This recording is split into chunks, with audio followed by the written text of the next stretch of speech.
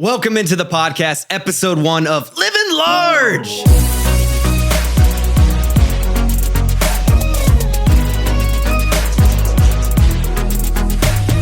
Welcome into episode 1 of Livin Large with Mark Dohner. Today's guest, the first guest, the honorable guest, Travis Mills. Oh, it's so good to be here. T. Mills. And it's great to be number one. It is. It feels it good, really is. Because you know why? We're always going to talk about this. You know? This sets the bar for the future. It's going to set the tone for the podcast. So I really have to do this the largest that, I'm going to do it the largest that anyone's done it because no one's done it before. So by default, it's already going to happen. Right, so I need to set it really, really large. Right, Livin Large. Yeah, exactly. Basically what that's it's like Livin LA RGE. Oh, got it. That's what the podcast is. We're going to talk to people in LA, the lifestyle, the entertainment, the social media, the music, the acting, Broadway, whatever you want. It's a pit. It's weird talking with these headphones, not going to lie. Really? I'm so used to it. The reverb makes your voice just sound... Oh, it sounds silky. It sounds delightful. Good. It sounds like we're burning the midnight oil. Yeah. Things are getting sexual. It might if these lights dim a little bit. Bro, so getting into things, I was doing a little Google search of you last night. I never do that. That's the most dangerous thing that you could ever do to yourself. Why? Why? Because you're just probably not going to like what you're going to find. No, I didn't find anything bad about you. Oh, no. I'm not meaning like you Google searching me. I'm saying that's something that I don't do because I don't want to know what pops up. Some bad stuff, huh? No, just like I don't. Look, I'm going to bring... It's weird, you know what I mean? One thing I did find... Oh, God. I want to talk about this with you. You're a very fashionable guy, right? Yeah, for sure. What was going on through the phase of the gauges and the rat tail? Oh, see, okay, so that was actually, I was like starting trends there. Oh, okay. You know what I mean? Like starting rat tails and shitty mullets and just like cutting your own hair and doing that. So you're cutting your own hair? Did you not see the pictures? Okay. I have a question too. When did you stop the gauges and how your ears are fine now? Yeah, stretching my ears was something that I was doing from 15 to 25. So when I was 25, I woke up and I was like, I'm done with this. I'm not a teenager anymore. And I went and chopped my earlobes off. Shout out to Alan Dabbs. I did it on Melrose. He sewed up my ears and they look pretty normal. If you look really close, I have scars on them and stuff. But yeah, I mean, my ears were 2 inches. Is that 00? Is that the biggest they get? No. They're like 2 inches like in width. Like I could fit like a Coke can through my ear. Stop. Yeah, I swear. And funny story is I actually had surgery on my ears twice because my ears were 2 inches. I got hit and someone's finger went through one of my ears and ripped like it in half. So I closed them to like half an inch and then I re-stretched them. And then when I was 25, I was like, okay, I'm over this.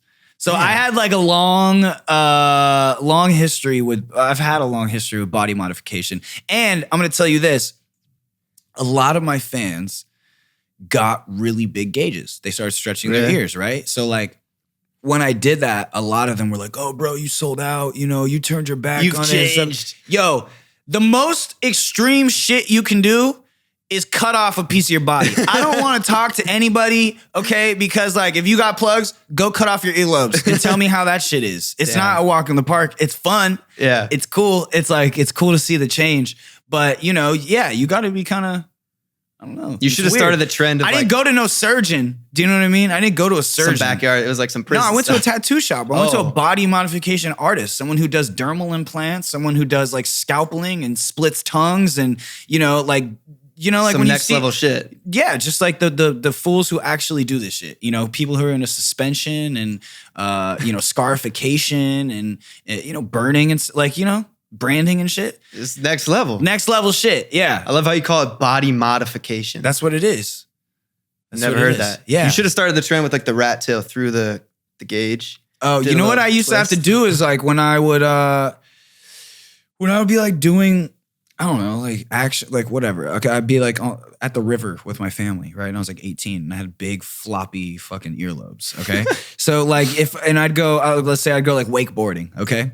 If you like crash on like going fast, and you hit your head on the water or something, your ears are going to rip. So what I did is I used to take my jewelry out and then I'd have just like big saggy earlobes. And I used to flip them around the top of my ear and I wouldn't have, no, I swear. I got to find like a picture of something somewhere. But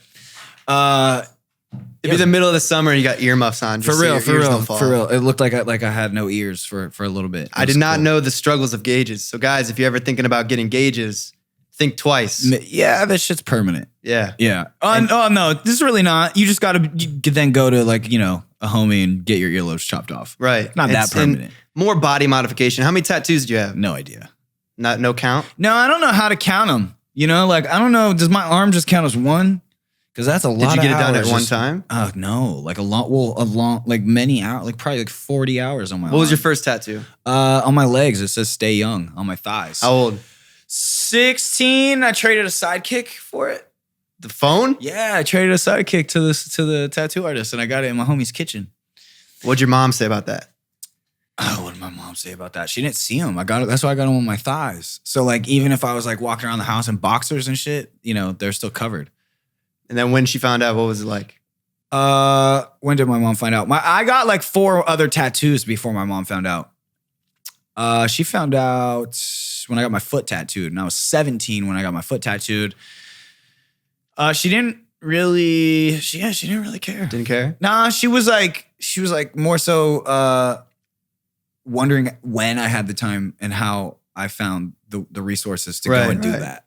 Which is fine. It's easy to find. By then I had already had plugs too. So it was like, I'd had gauges for 2 years already. Right. So she knew. Look, when I was like 10 years old, I looked up at my mom at dinner and told her like, hey, I'm going to be fully tattooed head to toe. Like my face, my neck, my back, like there will be no inch on me. You made that up at 10. Literally. And she almost wanted to start crying.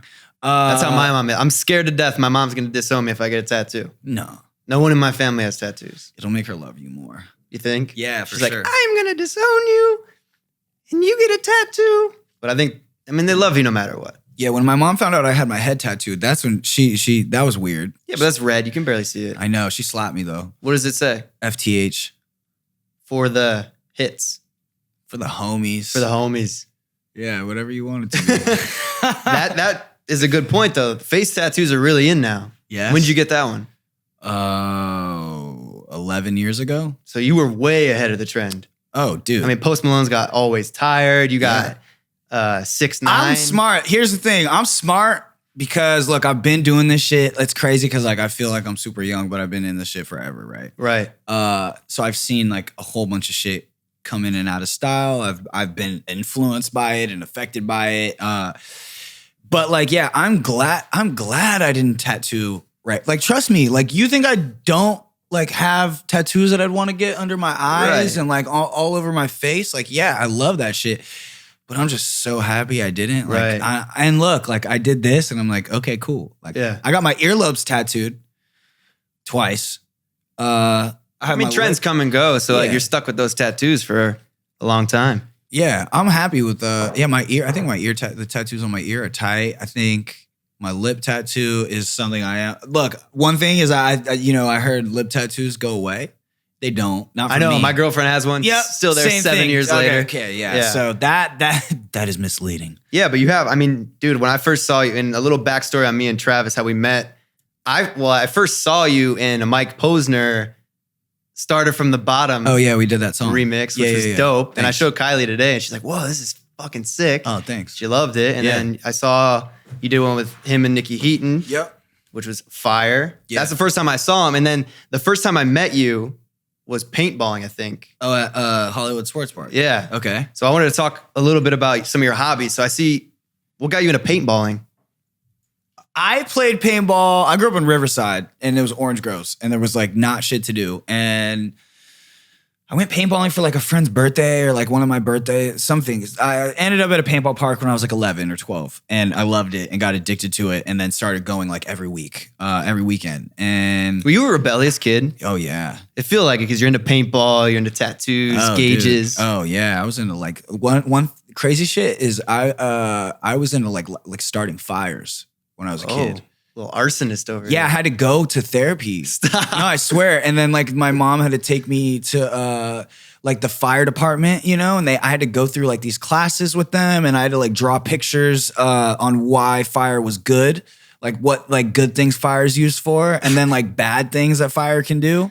And I had to like ride with firemen and shit, and they showed me like houses that burned down and like all that shit.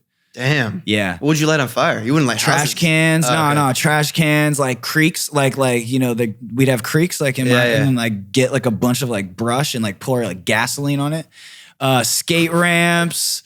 I was just infatuated with fire from a very young age. You're a little pyromaniac. And I think everybody kind of goes through that experimental. Like they find a lighter for the first time on the ground. They're like, whoa. Yeah, I found matches and burned every single one. Like it was just bad. And I think that's like what made me smoke for so long. Cause I just love the fire. You don't even like smoking. You just like the fire.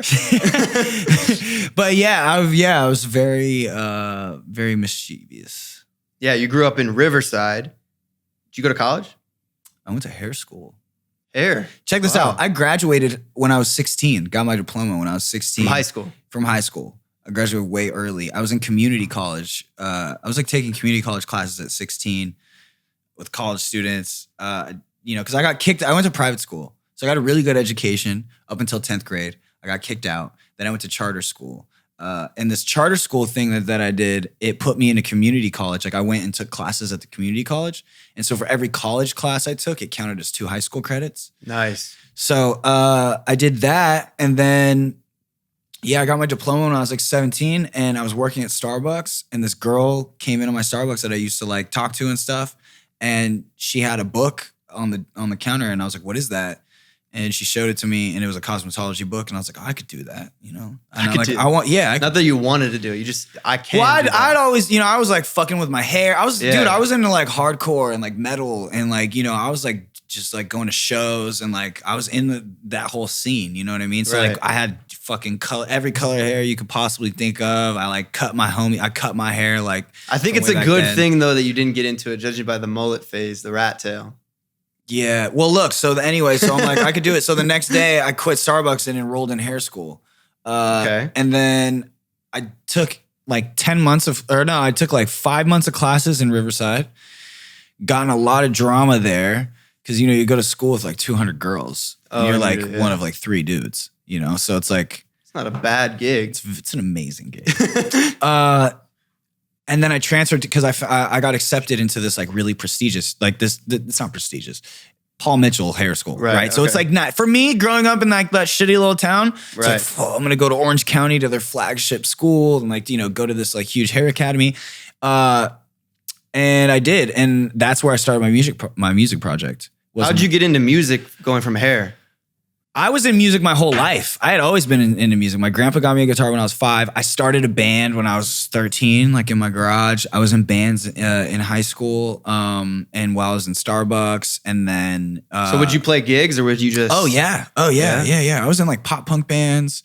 And like, we had merch, we had shows and stuff. And, and then I was always the youngest. From 13 to 17. Were you making money or no? No, come on, no. Yeah. I mean, like, we'd get paid like $100 to like drive to Arizona and like get like pizza and like, and I was the youngest one in the band. Everyone else was like 20. I was 16. I had a truck, so we'd put all of our gear in my truck. And it was like you get a Motel 6 room and sleep, on the floor and shit. And then, everyone in the band had DUIs besides me. So no one could go to practice or anything. And everyone just was like shitty, just like lazy humans. Were you singing or were you playing guitar? I was singing really shittily. Yeah. And then so I was like, screw this. And then at the same time, I got a MacBook and I was like, fuck these guys. Like, I don't want to rely on anyone to make music. And so I just started learning how to record myself. With what, Pro Tools? No, GarageBand. Oh. Just like, I didn't even have a microphone. I just like opened up my computer and just like sang into it. Yeah. So when your first album came out while you were in, or did you make like a mixtape, EP? I made a MySpace page and just like put up like little, like there wasn't even like real like songs. They were just like kind of just like like whatever.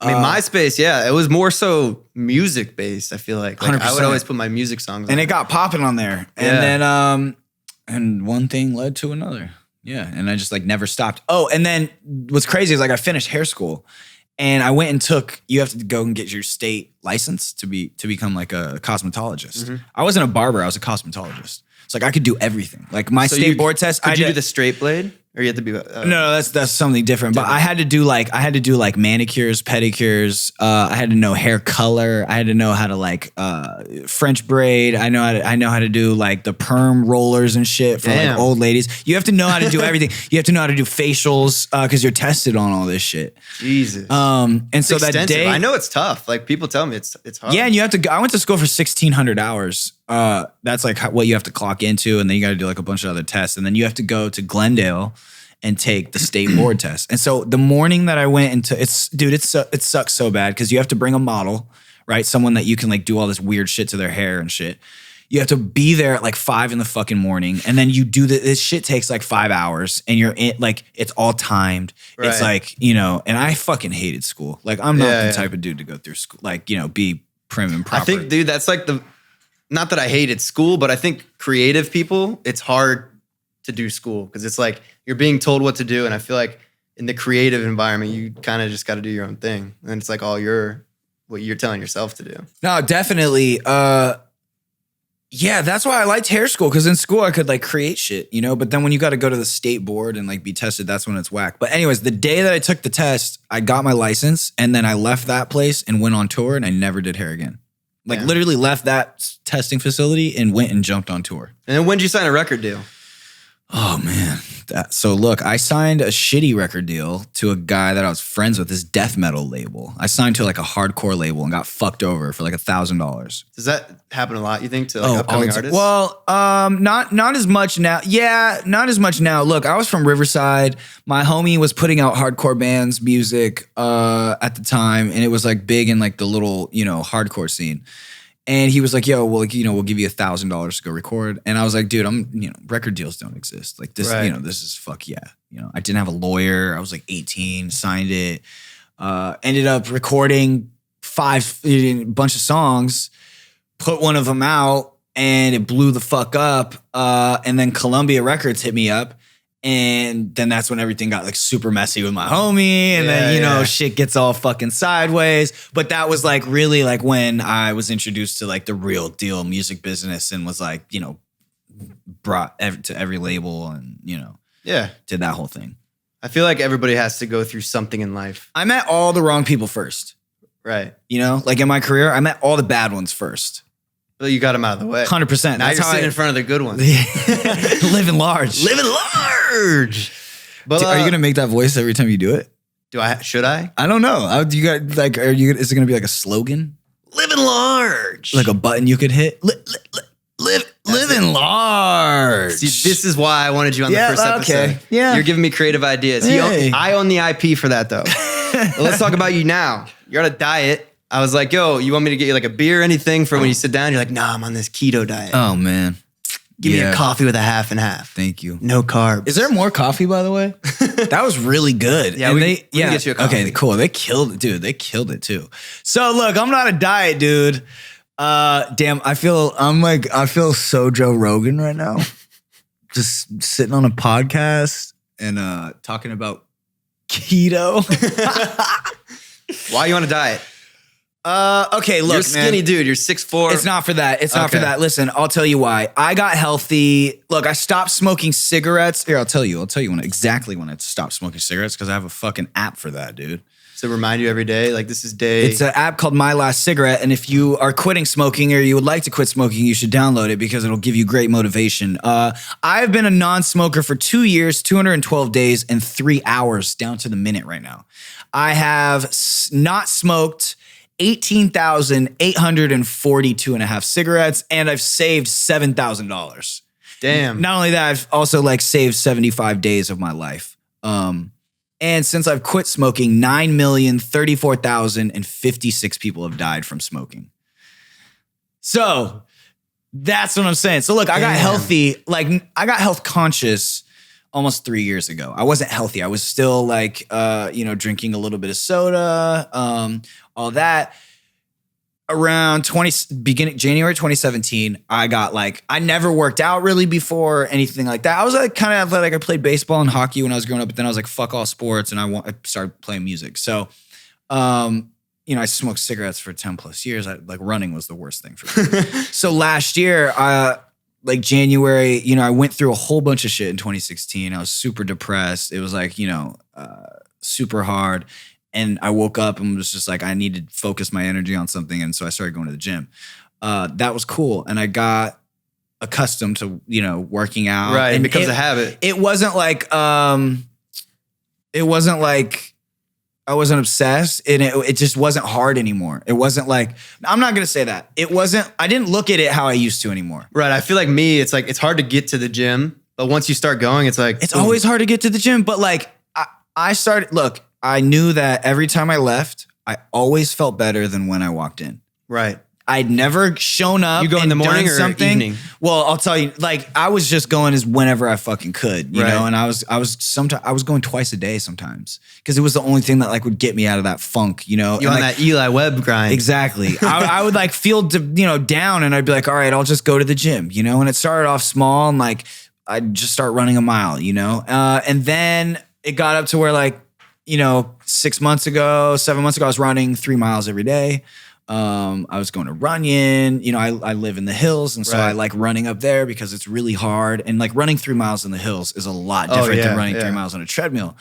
And I was just setting all these personal things for myself that I never, thought I could. And not to mention like paintball, like my fitness like helped with paintball. And I was getting, I was like, so even on my off days, like, I'd be like weekends, I'm not going to work out. I'd go play paintball or, I'd go on a hike or do something. So I found myself being very physical.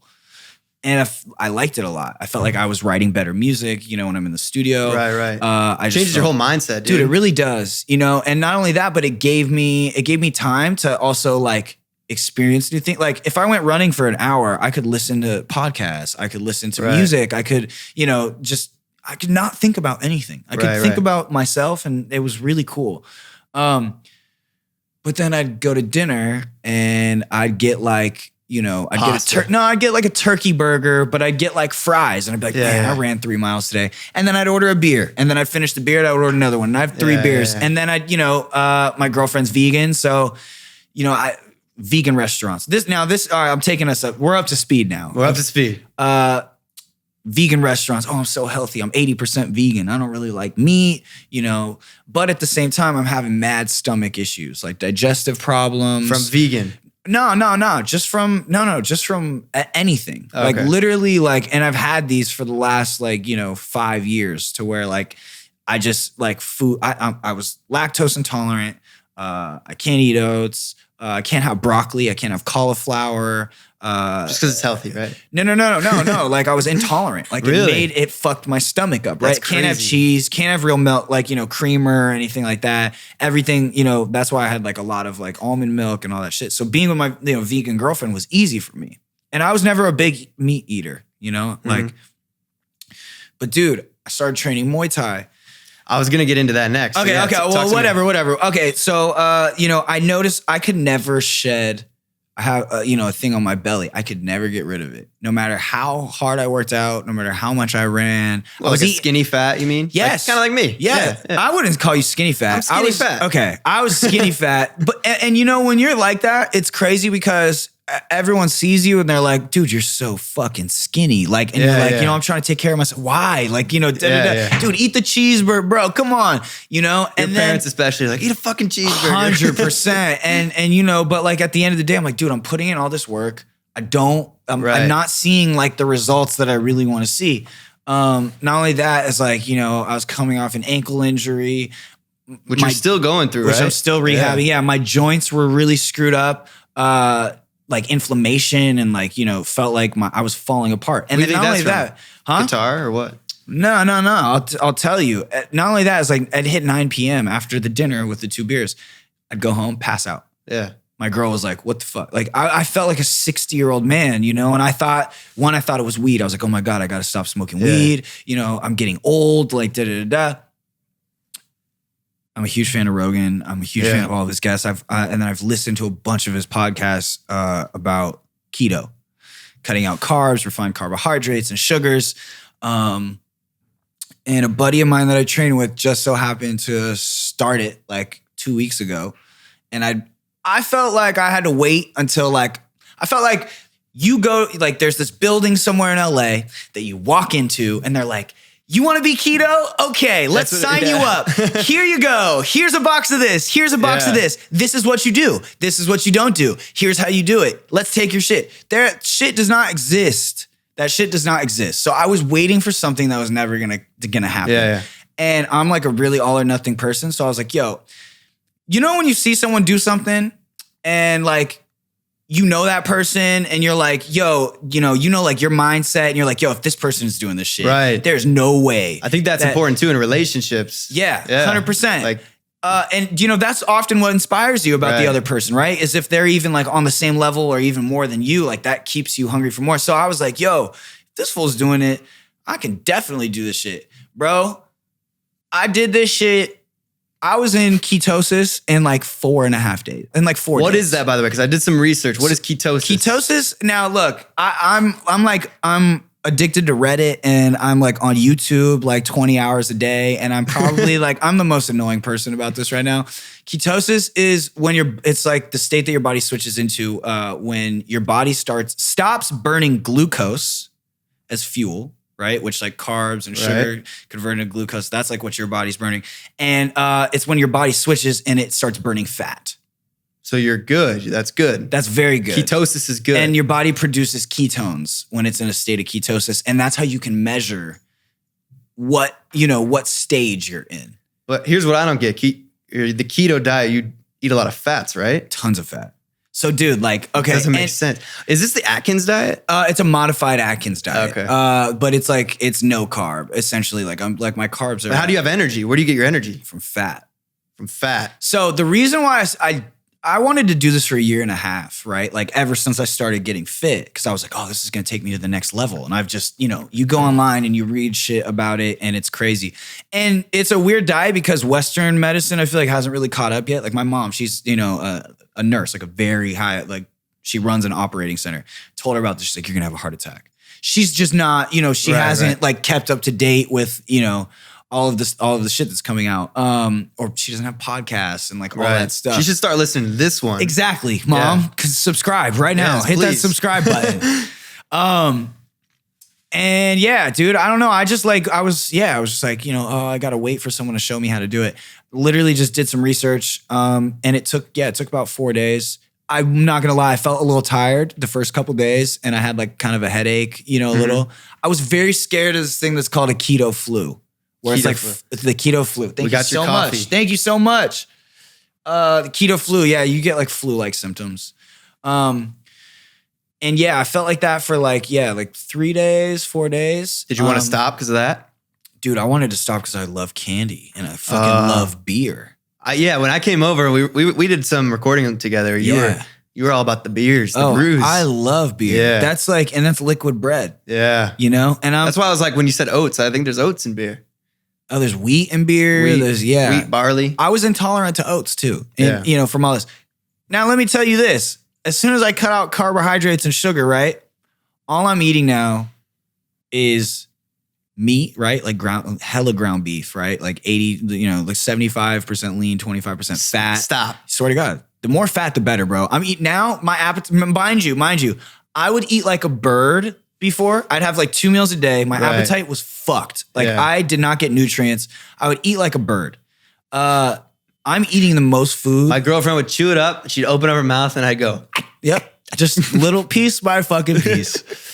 I'm eating more food now than I've ever eaten in my whole life. And it's kind of weird. And my girlfriend thinks. But you're probably still hungry too, right? Dude, I can't get full. Yeah. It's cool. The more you eat, the more hungry you are. It's weird. Kinda. Yeah. Kinda. But now I'm eating like, I used to have like breakfast and maybe like 2 eggs and like 2 pieces of bacon. I'm eating like 5 eggs, 5 pieces of bacon with like cheese. And then, you know what I mean? This sounds like the best diet ever. It is. Dude, honestly, it is amazing. It's incredible. Like I have steak and you can go to In-N-Out. I get like 3 double doubles, lettuce wrapped, easy onions, no sauce. And I smash those. That's like a snack. It sounds like a heart attack. And then I've lost 12 pounds in 2 weeks and it's all body. What are you trying? Are you trying to convert it to muscle or are you just trying to lose the body fat? When I started, I was 9.5% body fat. Now I'm 7.5% today. That's low.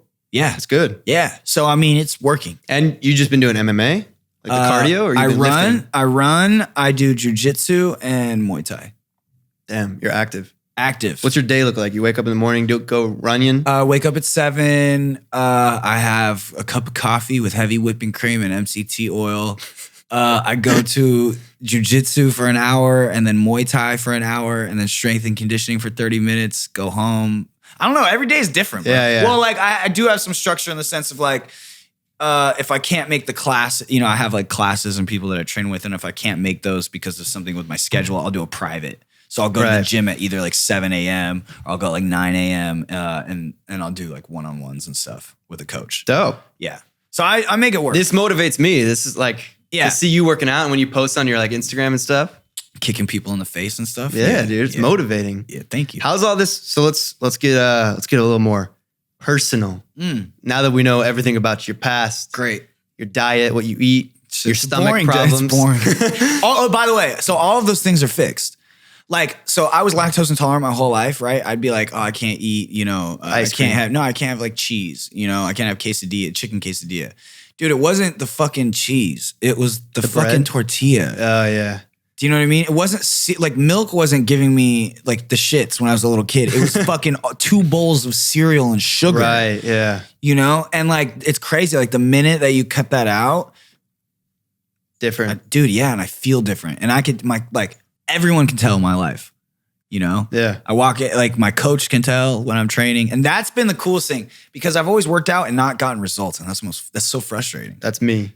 Really? Yeah, I need to change up my shit. It's, dude, and you know what I've always heard? It's like, everyone's like, oh, bro, it's 75%, 80% diet, 90% diet. It's so true. Right. Yeah. But you're eating, but it doesn't make sense. But if it doesn't, and that, dude, everyone has that reaction. No, bro, you're fucking, dude, come on. Dude, I'm literally documenting this shit. I have a blood monitor at my house. Like, I'm the most, when I say I'm all or nothing, like I'm fucking all or nothing. That's like, crazy, man. Do you know what I mean? I bought like the best of the best. I bought a fucking scale. I bought the best like scale. I bought the best. So you've gone full psycho with this diet. Full psycho. Yeah. Yeah. There's no going back for me right now. Yeah. He comes over. He's like, "What's in this coffee? I gotta know. Let me see the nutrition." Dude, facts. I've always hated those people. I don't care now because and because I know I'll feel like shit. Who cares? Yeah. It's all about your body. Not only that, dude. Like my interviews, so much. I'm not even kidding. Like. Yeah, let's talk about that. So you host Beats One, Apple. I have a show with Apple Music on Beats One. It's my show. It's on Monday through Thursdays from 4 to 5 p.m. Do the plug. And it's I don't know. It's in everyone's iPhone. If you have an iPhone, just click the music app, tap the little radio button. Who are you interviewing on there? Oh my God, musicians mostly? No, dude, it's a pop culture show. So you know, actors, athletes, you know. Cody Garbrandt, my favorite UFC fighter, Gary Vaynerchuk, who's I've been a huge fan of. Me too. Tyga, Nick Jonas, DJ Mustard. I just had Jackie Cruz from Orange is the New Black on yesterday. Wow. Shameik Moore from The Get Down. Who else? Sabrina Carpenter. Oh my God, Tyga.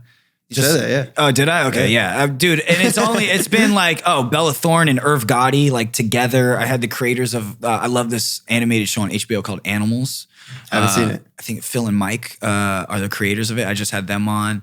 I had Rob Corddry, Jason Mantzoukas, Brian Husky. Rob Corddry's a lot on of that dope show. people. Dude, like, yeah. Like, what's it like interviewing people? It's easy. Yeah. It's easy. And I feel like you're used to it. Like this interview, you just carry it. You just talk. No, dude. You want to know what it is? It's like, one thing too is I've been in this shit for like 10 years as well. So I know somehow I know everybody. Right. It's weird. And it's then like I'll have LA, YouTubers dude. on. Like today I had Niels Visser and his girlfriend Cindy on. Never met them before, but like we knew someone in mutual friends from Fashion Week, and like, you know, it made it dope. Like, how do you feel about like social media versus like traditional? Because obviously you've seen the things evolve. You started on MySpace, right? And then social media. You've acted in a Netflix original series, Flaked. So you acted GQ's Best Dressed in 2016. Oh, thanks, dude. Fashion, model, you've done it all. Yep. How do you feel about like social media stars, if you will, versus like traditional? Like, do you like it? Or do you think they have egos or? I mean, I don't know. I haven't met every single one, but it's like, I just think at the end of the day, it's like, what do you bring to the table? What are you creating? You know, and then how do you carry yourself? Right. I think. Do you think traditional stars, if you will, have like I think that's all dead, dude. a hate for social media kids? Traditional stars. Yeah, like an actor, like, oh, you just do YouTube, like that kind of mentality. Look, I think there's definitely a prejudice against YouTubers, right? For what reason? I don't know why. Just because that's what I think about. Like, I feel like there's no more lines anymore, though. Like, I feel like traditional media has converted and they want, like, you know, the social media stuff. Like, it's almost to a point where it's like thirsty and it's like ugly. Like, to the point where like it's like on your resume when you go in, how many followers you have now. Yeah. But, you know, at the same time, it's just the same thing that used to be, just evolved. I don't think it gives, back to your point, I don't think it gives creators any more or less, I want to say, like, credibility.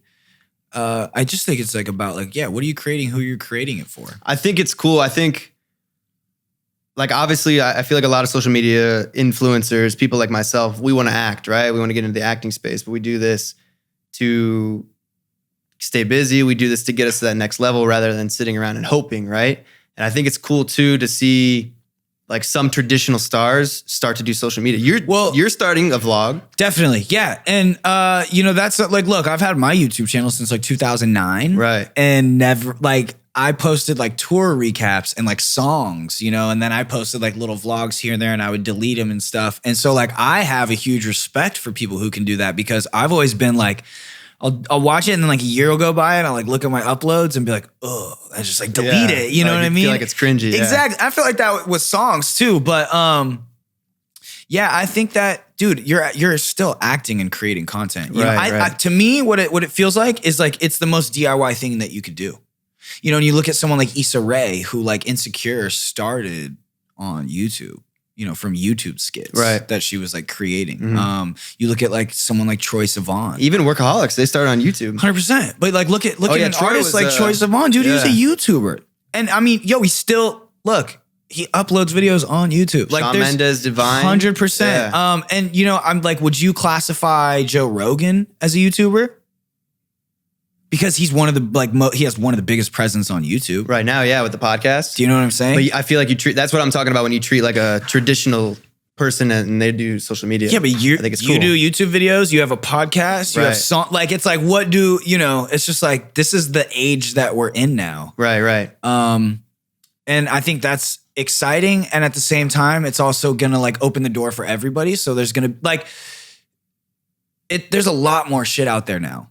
Right. For people to choose from. So if you want to be at the very top, you just gotta like know your audience and know what you want, you know? I think I came in at the right time when I started like vlogging, when I started Instagram and whatnot. But how do you feel about now, like new upcoming stars? Do you think it's harder? Do you think it's easier? Do you think, like, what advice would you give to someone that's like, hey, I want to be a musician, trying to get to that next step, come out to LA, do what I do? Oh, I think, look, what's the first step? Like, well, I think it's a case-by-case basis, right? It's like, one, what type of artist do you want to be? What kind of career do you want to have? Do you think you have to know that from the start? No, I think you can figure it out as you go along, and I think that's what a lot of artists are doing. But I think that there's less longevity in that approach. You know, like failure to plan is planning to fail. Kind of like that. You know, I think when you don't do stuff like that, that's when you get yourself into situations where you're like, kind of, I'll take anything I can get. But at the same time, you still need to get lucky. Right. You know what I mean? It's all, and so it's like, where are you? You know, what are you doing every night? Are you around the situations that breed those kinds of, you know, rewards? Because I know a lot of things in my life that I've gotten have just been by me showing up or saying yes to something. That's the biggest thing. You got to say yes to everything. Honestly. And you have to say yes to everything until you can say no. Right. Right. And I feel like that, once again, that comes from like confidence and building up, you know, your self-worth and knowing what you should and shouldn't do. And that comes with experience and a lot of fuck ups, as I'm sure. Right. Yeah. You know what I mean? But we've all been through. Yeah. 100%. But like, yeah, just showing up and saying yes to shit will give you amazing things. And so, yeah, and I feel like people sometimes are like, oh, I don't want to do that. I'm better than that. I should have a record deal by now. Right. You're never going to, you know what I mean? So that's why I feel like you just got to make the steps, do as much as you can, because you got like, it's in your hands. You know what I'm saying? Like you can't rely on you to come and be like, yo, Mark, do this. You know, like you have to get yourself to get noticed and recognized by those people. 100%.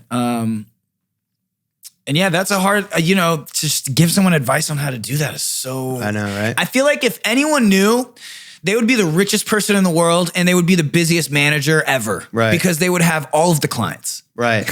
No one would want to be with anybody else. I know. If there was a book or like a blueprint that was like, I will make you famous.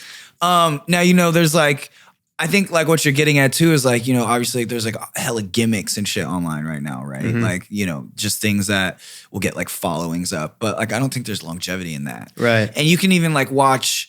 I mean, I think like when you see the Bad Baby, when you see like the Yodel guy, I think they're being really smart. Like those are people that are taking their opportunity, their like 5 seconds of fame and making it longer versus like the old time, like Alex from Target. You remember him? Yeah, I remember that moment. I don't know what he looks or like. Damn Daniel. They didn't really utilize. He was from Riverside. Shout out Damn Daniel. He's from Riverside, California. And he went to Poly High School. Haven't heard that name in forever either. Right. But Riverside, California, never forget it. Yeah. A lot of people from there. Now let's talk. One person crossing over from traditional to YouTube. Your girl. My girl, Madelaine Petsch. Madelaine Petsch. Yes. Made lame. That's her name. Yeah, Madelaine. Madelaine. If you guys don't know. You thought it was Made Lame? I did too for a while. It's Madelaine instead That's of what Madelaine. I said. And yeah. And my girlfriend was like, no, it's Made Lame. No. It's no. Go back and tell Kylie I was right. So it is Madelaine. It's Madelaine. Yeah, like but her name is Madelaine. Madelaine. Yeah. Oh, so it's not Made Lame. It's Madelaine. But Yeah. lame is still in. I never. Lame's still in it. She's making. Yeah. She's taking. Yeah. She's embracing. She's it. roasting herself. Which That's funny. Kudos to her. How did you guys meet? Facebook. Literally. That's just one word. Facebook. Is that one word or 2 words? One word. Yeah. Would you just slide in the DMs or the messenger? No. So I actually auditioned for Riverdale before it was even a show. I auditioned for the Season pilot. 1? Yeah, Okay. correct. For Jughead. And I didn't get it, obviously. Shout out Cole Sprouse. Anyways, I just remembered the project because my agents and stuff were really excited about it. And so fast forward, I ended up doing this Netflix show and I'm on Facebook one day and this, like the people you may know thing pops up. Right. And I see this photo of this girl wearing like a hood and standing in snow and shit. And like, it's on set. And so I clicked it and it was, posted like from the Riverdale set. And so I saw that she was like promoting that the pilot was about to come out and the show was about to air and shit. And I was like, oh, you booked it. And so I just sent her a message and I was just like, hey, saw you booked Riverdale. I went out for one of the parts. Congratulations, And I think she like even read it and like didn't write back right away. Like I think she waited. And then she wrote me back and was like, thanks, what are you doing? And I was like, total dude, I sound like such a douchebag in our fucking in your chat. Yeah, because like I think it was just like I just wanted to like just be as like cool as her or like I don't know. I just thought because I knew the show was gonna be really dope because I'd read the first episode and shit. And everyone was talking like, oh, this is gonna be a super sick show. Did you anticipate it to be as big as it is? No, Huge. Fuck no, Massive. And so, she's like, oh, what are you working on? Oh, I just got done doing this Netflix show that like 3 people watched. like literally like 3 people watched that show.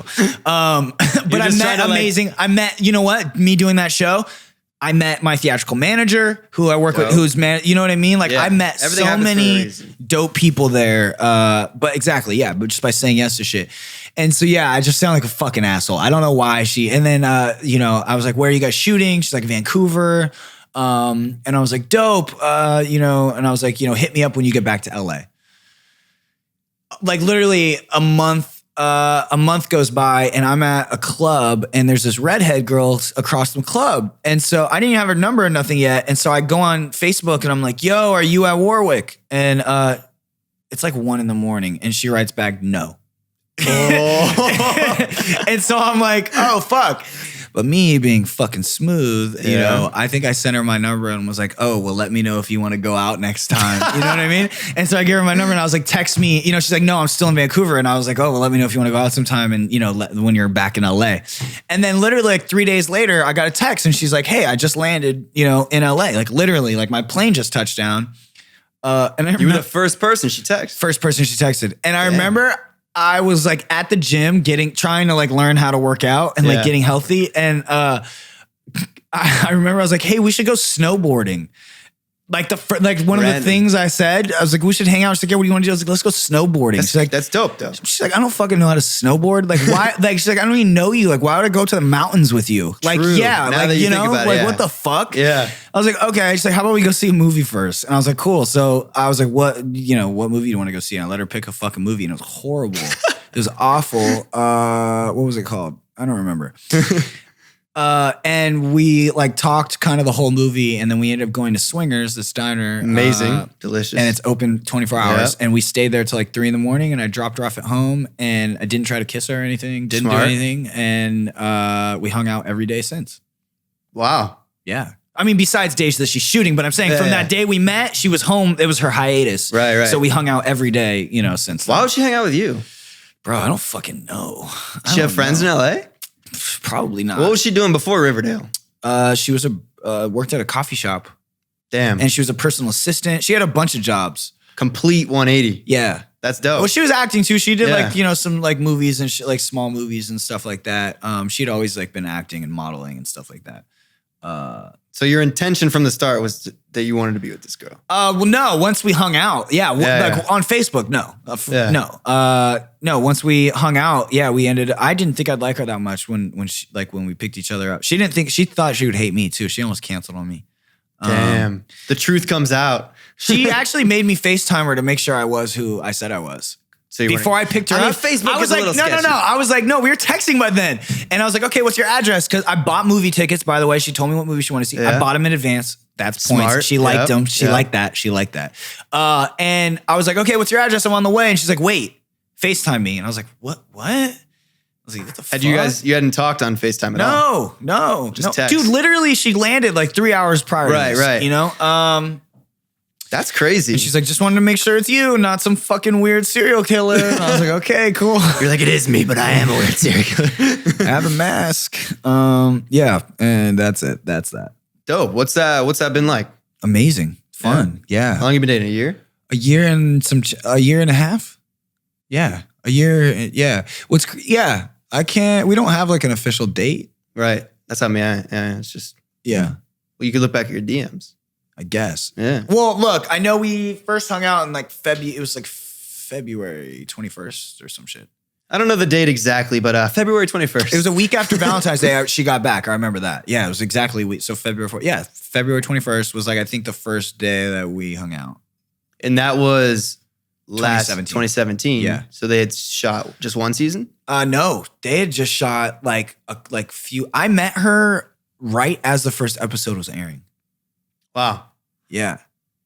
That's dope. Yeah. And now what's it like when she goes to Vancouver for whatever, how long? Because she works out with my girlfriend, Kylie. Yeah. And they talk. She goes there for what, like several months? 10 months at a time. That's insane. Yeah, to shoot. She's there. She just went right now. But she comes back tomorrow. Every weekend? Every weekend. That's primarily like a lot for most weekends. And then I'll go up there and stuff too. Oh, that's good. Yeah. So you're making it work. Yeah. Is it hard? Sure. No. How do you feel about this? Because, we're in acting. Okay. She's in acting. Yep. My girlfriend wants to be in acting. How do you feel about on-camera relationships? Someone kissing her and stuff? Yeah. Okay. My girl has a girlfriend on the show. Oh.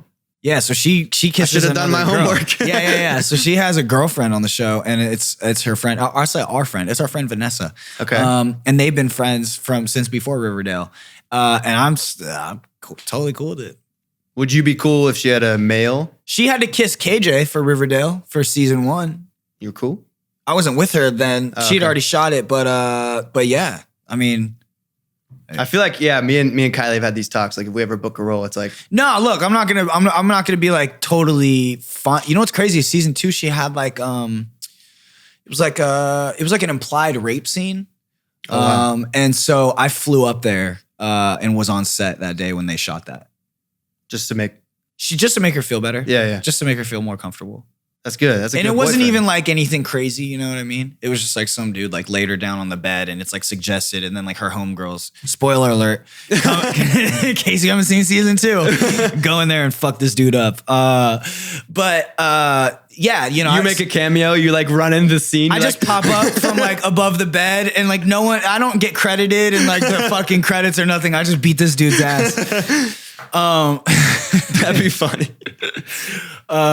So yeah, I flew up there and I was there for that. That's good. That's support. I feel like, Oh yeah, this is the most supportive relationship I've ever, I've ever been in, and 2, I've ever had reciprocated to me. Because, you know, I've been through all my kind of like, I went through like being like no one knew who I was to then having like a big song and people know, you know, music video and all that shit. And then so like I kind of went through that kind of shock, and she really hadn't had that yet. And so we kind of went through that shit together, and she's so like, she handles the shit way better than I did. she humble? Yes. Yeah. And she rides for me way harder than I would have rode for anyone that I was with when I was in her position at her age. You know what I mean? At her age.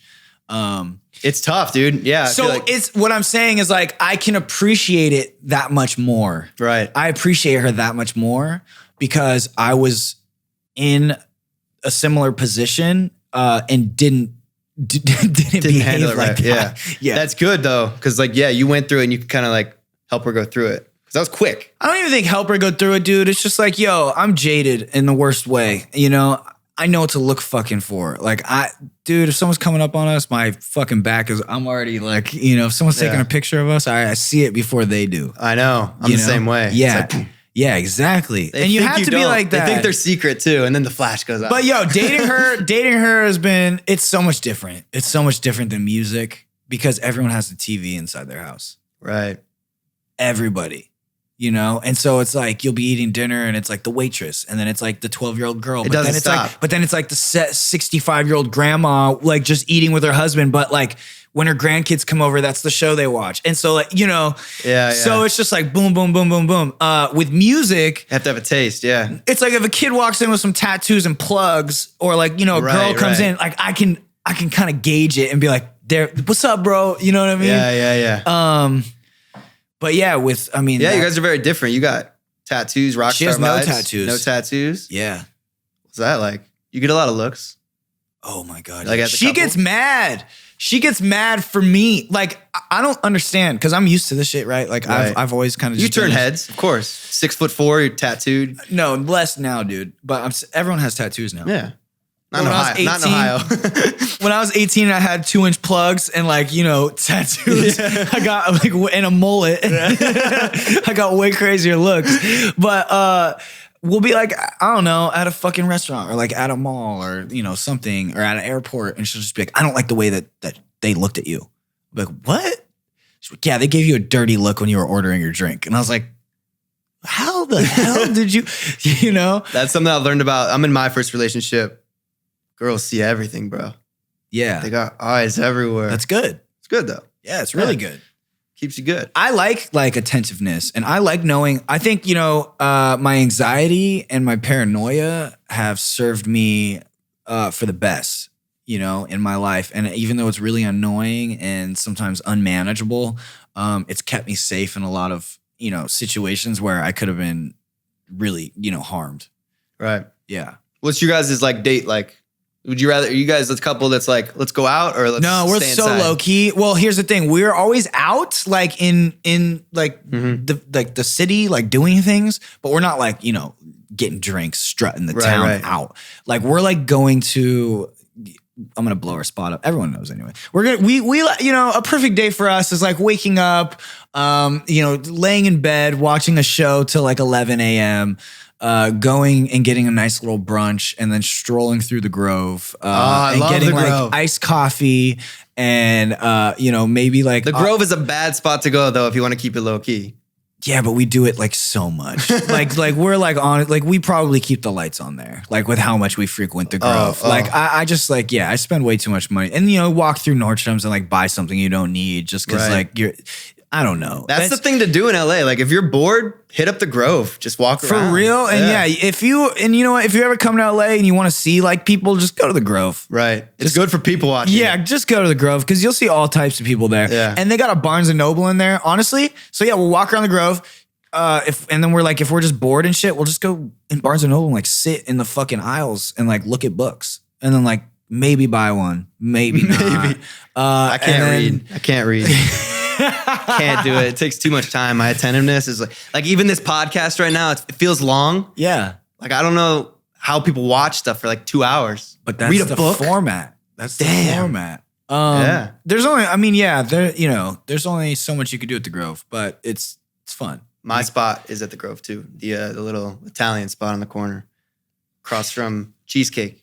Oh, you ever been there? Yeah. I don't know what it's called. Outside dining, delicious gnocchi with pink sauce. Oh, you like that? Well, I can't eat that now because I'm on keto. So maybe I'll have a cheat thing in like 6 weeks. I'll have a cheat weekend. That'd be good. Yeah, Hit me I'll up. feel like shit. Which, by the way, I'm a little bit salty. I invited Travis to my housewarming party.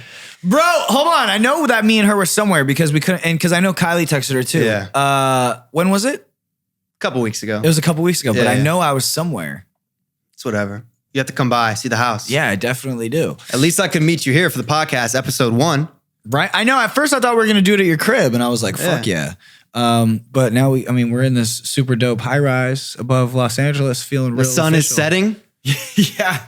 Honestly, feels like a proper time to end it. Let's do it. I'm cool with that. How long have we been talking here? I don't know. For a minute. Yeah. Has it been a minute? An hour? About an hour. Oh, good job. Damn. Make a good time. We talked about a lot of stuff. That's a solid combo. Like we didn't stop. There was no we didn't look at our shoes and like twiddle our thumbs at all. And you hit every bullet point without even me having to bring it up. Did I really? Pretty much, yeah. That's dope. That's a solid interview, guys. All right, cool, man. Thank you all for watching. T Mills, Travis Mills. You can find him on Instagram. You can find him on SoundCloud. Actually, I don't think you can. Can't find him on SoundCloud. You can find him on YouTube. I don't know. You don't want to go. Probably, if you do, it's old. It's fucking old. Yeah, YouTube. Life just keeps getting better. As of now, yeah. I guess. Watch out. Yeah. Check him out on YouTube. He's vlogging now. That's episode 1. We set the tone. Hopefully, you guys tune into the next episode. T Mills, we out. Living large. Living large.